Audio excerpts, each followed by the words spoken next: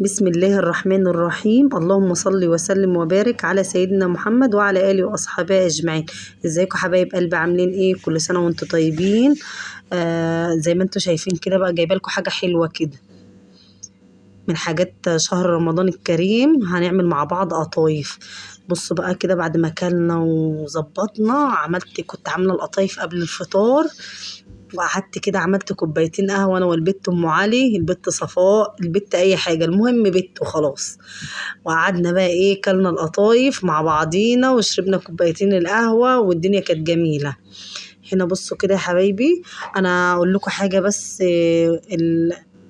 القطايفة، بصي دلوقتي انا معايا ايه، جوز الهند اللهم صل على النبي.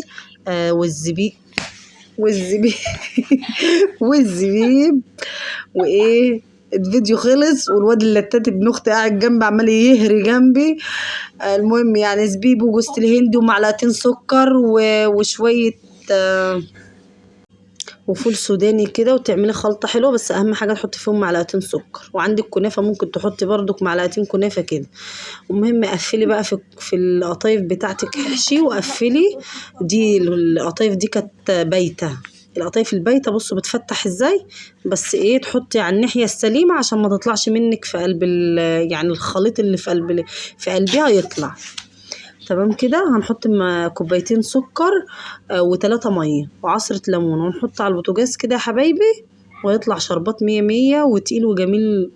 وهيسقي القطايف بتاعتنا وهتبقى زي العسل. دلوقتي هتشوفوها معايا. بصوا الشربات ما شاء الله تقيل ازاي وجميل.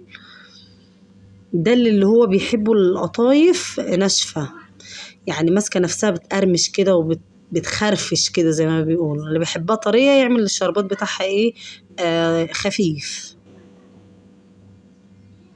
بس بصوا جمالها، بصوا يا سيدي، بجد حاجة خطيرة كده، وتاكلي كده وتعملي دماغ دماغ ما شاء الله. لو عجبكم الفيديو ما تنسوش تعملوا لنا لايك واشتراك في القناة.